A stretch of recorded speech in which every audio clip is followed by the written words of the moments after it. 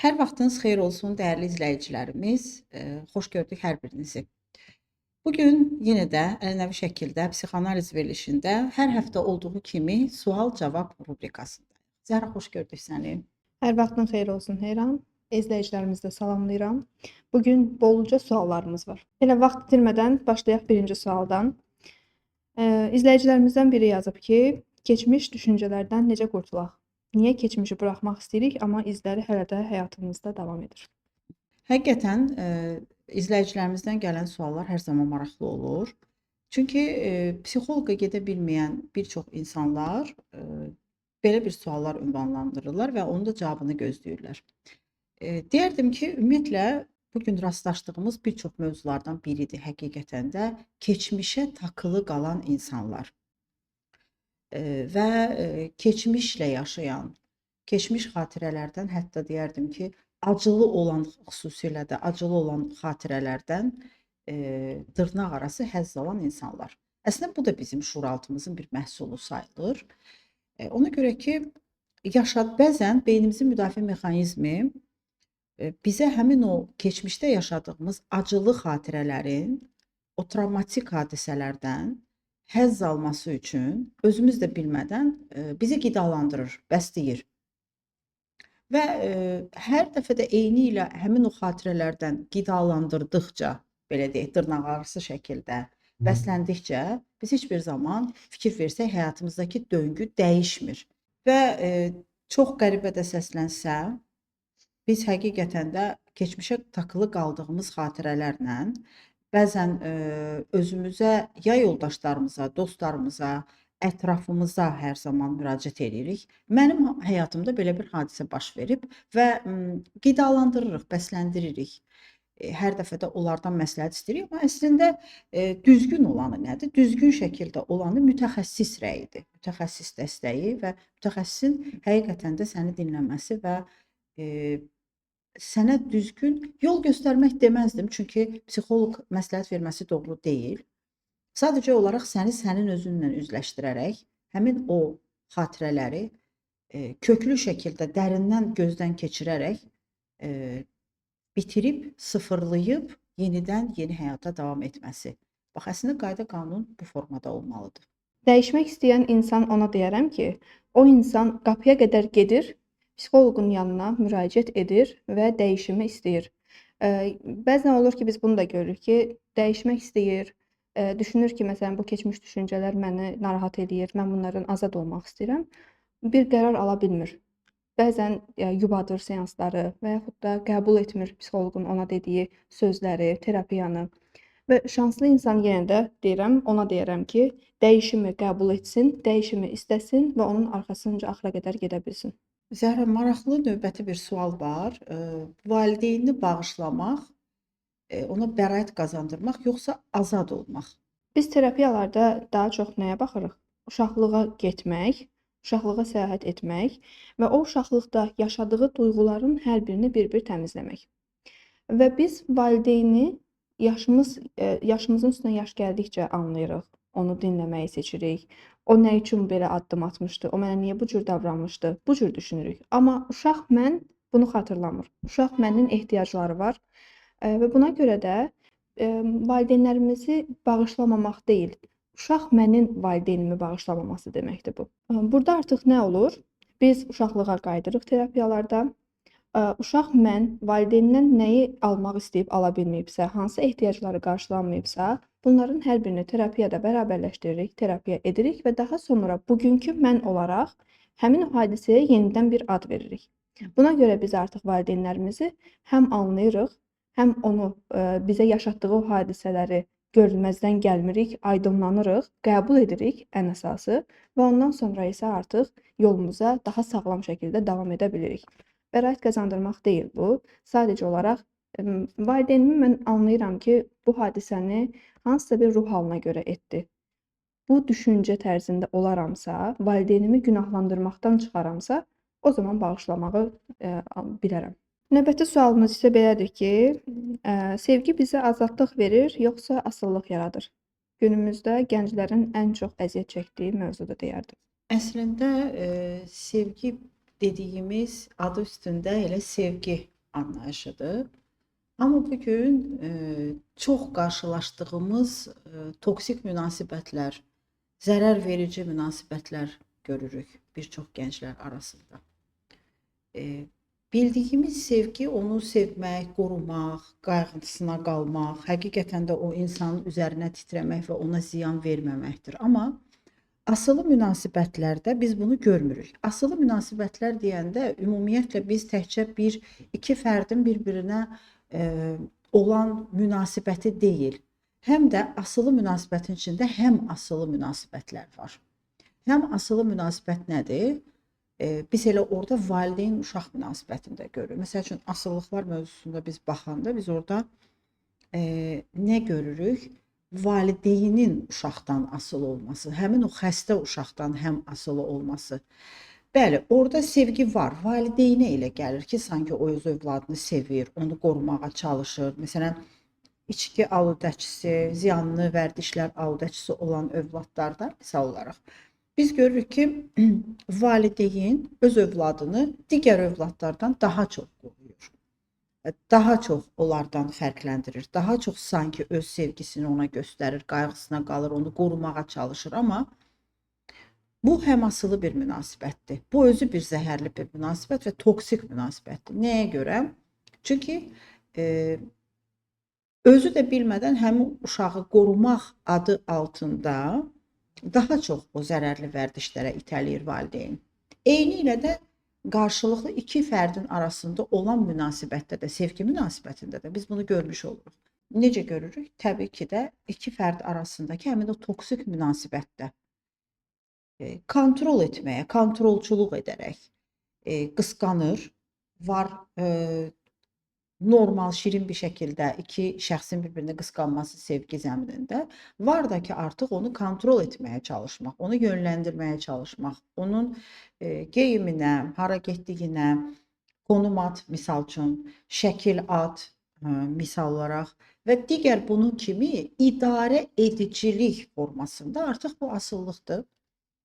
Bu normal bir münasibət deyil və orada da egonu tətmin etmək, egonu bəsləmək ki, qarşı tərəfdəki insanlardan birində və yaxud da elə hər ikisində bir egosentrizm var. İdarə etməyə çalışır çünki hər zaman məndən icazə alıb çölə çıxacaqsan, məndən icazə alıb yemək yeyəcəksən, harasa gedəcəksən. Bax, bu artıq asılı bir münasibətdir. Bu normal bir münasibət deyil. Bunu da valideynlər eləmir. Uşağı dinləmir, anlamır, söz haqqı vermir və böyüyəndən sonra artıq söz haqqının olmasını istəyir, sözünün keçməsini istəyir, özünü sübut etmək istəyir. Yəni o travmanı yaşayan insana görə bu cür davranış normaldır. Biz baxdığımız zaman ona səhvdir və ya düzdür bilə bilərik. Amma bu cür travmanın içərisində olan insan özündəki o səhvi görmür. O sevgini həqiqətən də qısqanmaq, qısıtlamaq bilir. Və ən pisi də nədir? Qısqanclıq adı altında istismar etmək, duyğusunu istismar etmək, özünü istismar etmək, kimlənsə artıq sosial bir insanı asosiala çevirir qısqanclıq. Getməyəcəksən, gəlməyəcəksən, mənim sevdiyim insanlar əhatəndə olacaq, mənim istədiyim insanlar əhatəndə olacaq. O qədər də seanslarda bilirəm ki, sən də rast gəlirsən, xanım ilk bir il razı olur ki, onu qısqanır, özünə Çünki xoşuna gəlir. Amma 2 ildən sonra münasibətin 3-cü ilində, 4-cü ilində biraz gec yazdınsa, niyə gec yazdın? Niyə çox güldün? Kimə göstərirdin özünü? Məsələn, bir xanımdan xoşu gəlir bir bəyin. Onu xanım öz yoldaşına, nişanlısına, sevgilisinə deyən deyir, sən şərait yaratmısan. Sən nə şərait yaratmısan ki, onun səndən xoşu gəldi və yaxud da o sənə söz atdı.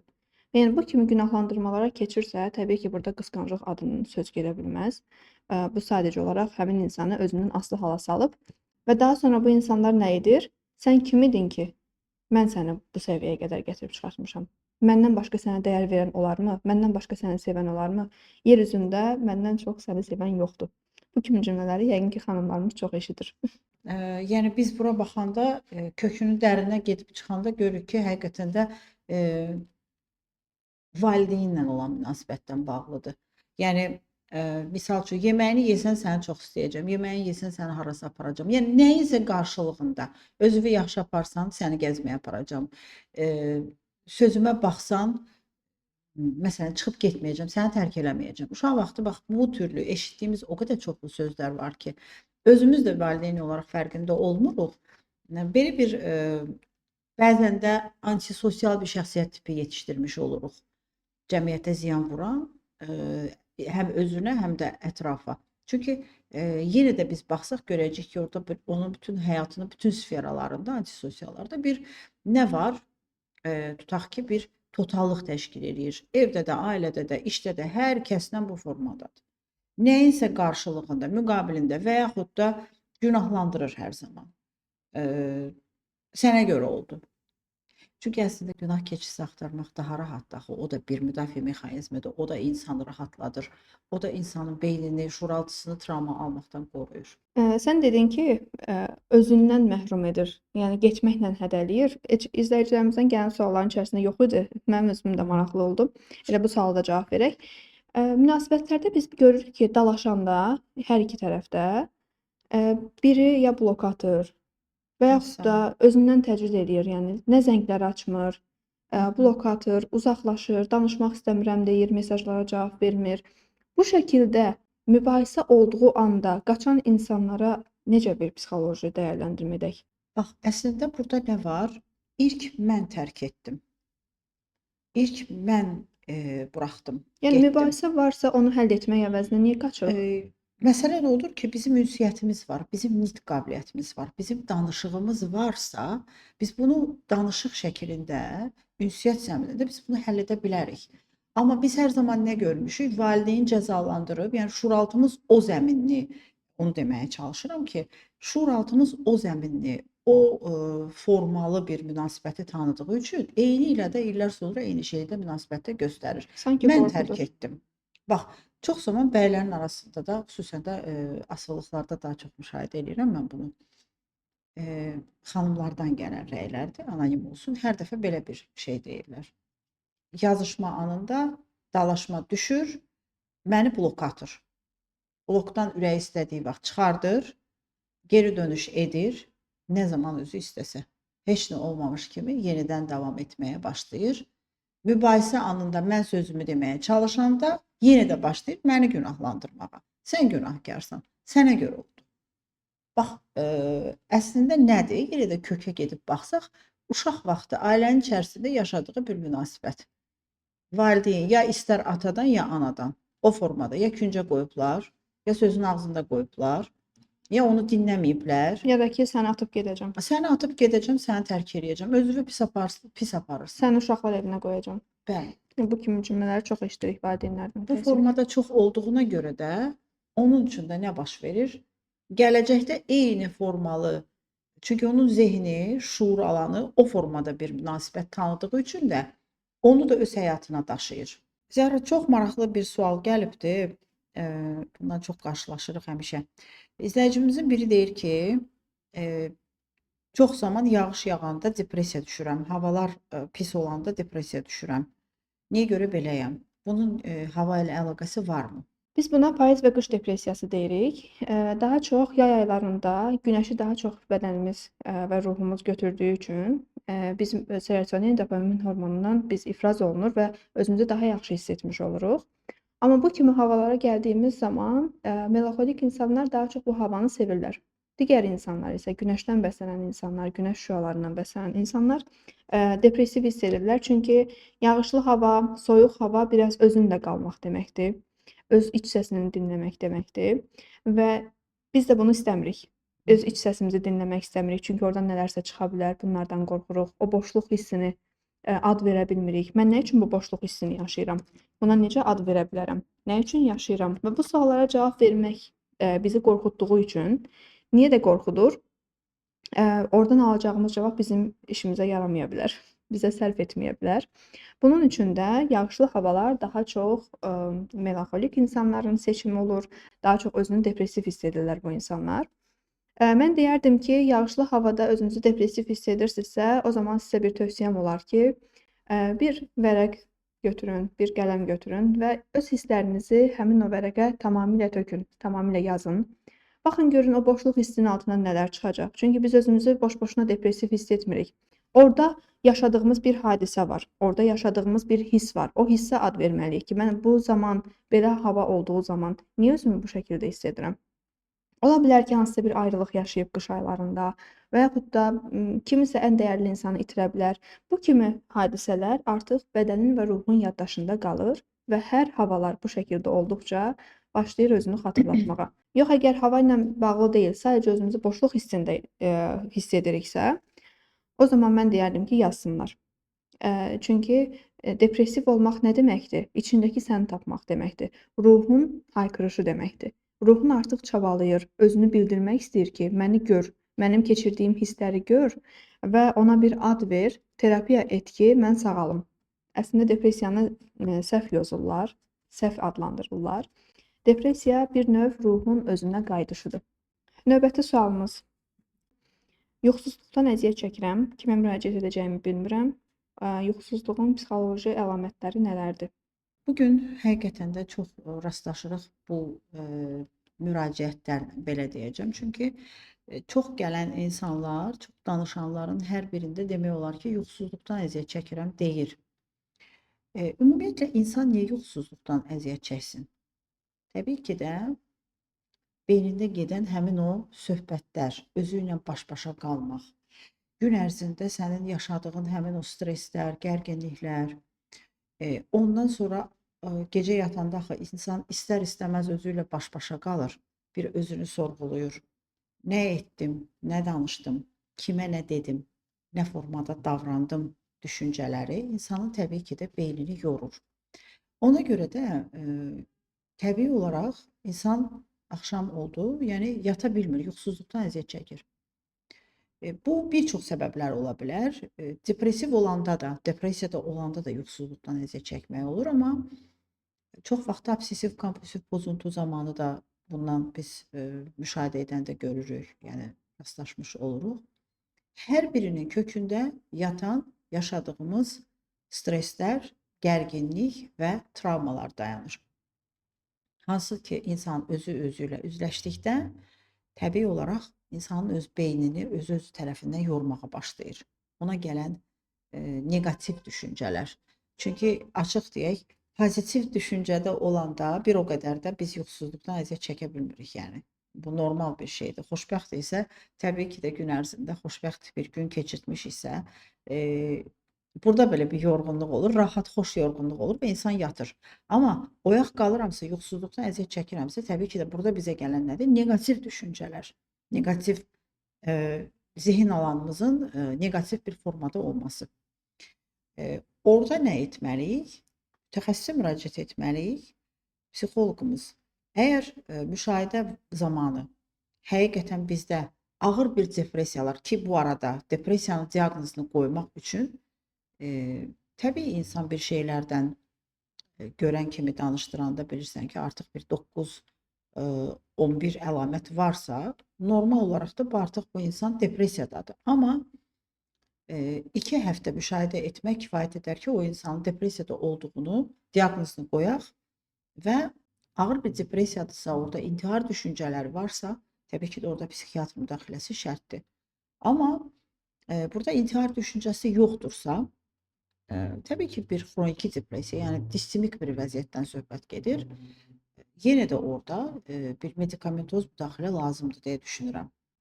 Və psixoterapiya ilə paralel getdikdə, təbii ki orada normal bir müdaxilə olunduqda çox gözəl bir nəticələr almış oluruq.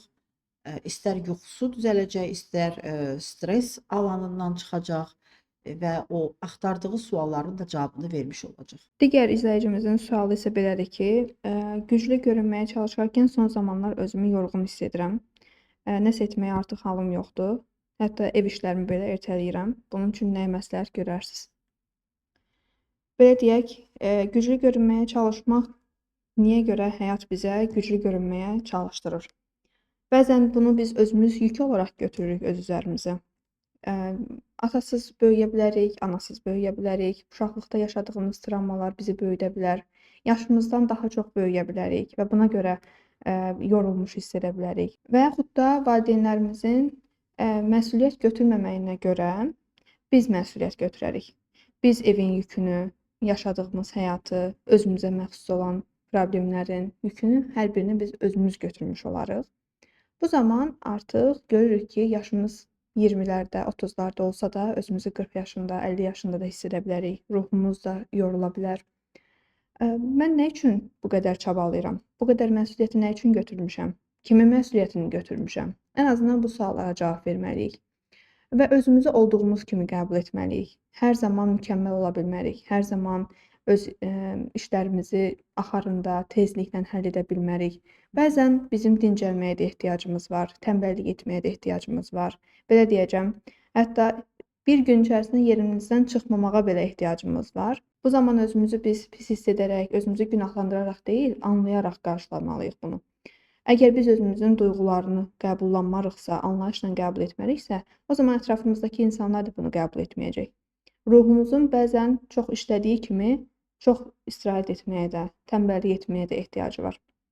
Bunun üçün özünüzü yükləməyin, özünüzü olduğunuz kimi qəbul edin və bir də baxın görün ailənizdən kimin yükünü daha çox götürmüsünüz. Elə həmin o yüklərin hər birini ruhi olaraq, yəni şüuraltı olaraq özünə qaytarın. Düzdür, insanın bəzən məsuliyyətsizlik etməyə, bəzən məsuliyyətli olmağa, bəzən işləməyə, bəzən istirahət etməyə belə ehtiyacı var. Yəni insanlıq halıdır bu. Bunu birinci növbədə qəbul edərək daha sonra isə duyğularınızı tamamilə yazın deyərdim. Yazdıqca göz görür, şüuraltı bunu qəbul etməyə başlayır və ondan sonra artıq siz özünüzə yaxşı gələcəyinizi də düşünmüş olursunuz və eyni zamanda elə bizim verilişlərimizi də izləyərək özünüzə daha yaxşı psixoloq yanına getmədən necə terapiya edə bilərsiniz? Bunu ilkin o təməlini qoyun, daha sonra isə mütəxəssisə mütləq müraciət etməlisiniz deyərdim. Əslində Zəhra, burada bilirsən problemin kökündə nə dayanır? Yenə də toplu olaraq hər zaman uşaq vaxtından bizim eşitdiyimiz bir şey var. Sən ağlaya bilmərsən. Sən yıxıla bilmərsən. Sən hər zaman güclü olmalısan. Hər zaman sən sənə deyilənlərin qarşısında divar kimi dayanmalısan. Bax bunu dəyərli izləyicilərimiz lazımsız yerə uşaq vaxtından eşitdiyimiz həmin o ifadələr bizim şuurumuzda o qədər çox məşğul edir ki, ona görə də biz hisslərimizi bayaq Zəhranın dediyi kimi də buraxmaqda çətinlik çəkirik əslində. Biz ağlamaqdan qorxuruq, biz zəif görsənməkdən qorxuruq, biz gücsüz görsənməkdən qorxuruq. Ağlamağım yerdə ağlamalı, gülməli olduğum yerdə gülməliyəm. Nəyə görə mən axı zəif görsənməyə, gücsüz görsənməkdən qorxuram? İnsanın axı sevinç hissi kimi kədər hissi də var. Biz uşaqlarımıza heç bir zaman hər duyğunu yerindəcə yaşamağı öyrətmirik. Başa salmırıq ki, hansı məqamda sən gücsüz ola bilərsən ki, bu normaldır, sən ağlaya bilərsən. Hansı məqamda isə sən zəif və yaxud da güclü olmalısan. Həmin o məqamları biz vaxtında, zamanında övladlarımıza aşılamış olsaq, təbii ki də heç bir zaman nevrozdan, stressdən, belə deyək, anksiyetədən, panik atakdan, OKP-nin özündən olsun, əziyyət çəkmərik. Məsələ bundadır. Çünki biz ağlayanda öyrəşmişik ağlama deyərək təsəlli almağa. Bəli. Ağlama yox, ağlamalıdır. Mən hər zaman ən yaxın rəfiqələrimə belə, ümumiyyətlə şəxsi həyatımda belə qarşımdakı insan ağlayırsa ona ağlama deyərək təsəlli vermərəm heç vaxt. Çünki bu an o duyğunu hiss edir və o duyğunu tam-tamına yaşamalıdır. Biz duyğularımızı basdırıb sonraya saxladığımız üçün bəzən çox kiçik bir hadisədə aşırı tepkilər verə bilirik, aşırı reaksiyalar verə bilirik. Bu da təbii ki bizim özümüzə və sağlamlığımıza ziyandır. Ona görə də hansı duyğunu nə vaxt yaşamaq istəyirsinizsə, o zaman da yaşamalısınız. Sonraya saxlamamalısınız. Yəni duyğunun sonrası yoxdur, sonra anlayışı yoxdur. Və bir psixoanalizin də bugün sonuna gəldik, dəyərli izləyicilərimiz. Düşünürəm ki, sizdən gələn sualları hər dəfə cavablandırdıqca, yəqin ki, siz də öz suallarınızın cavabını az da olsa psixoloqa getmədən cavab tapa bilirsiniz. Düşünürəm ki, sağollaşaq, növbəti bir psixoanalizdə görüşənədək.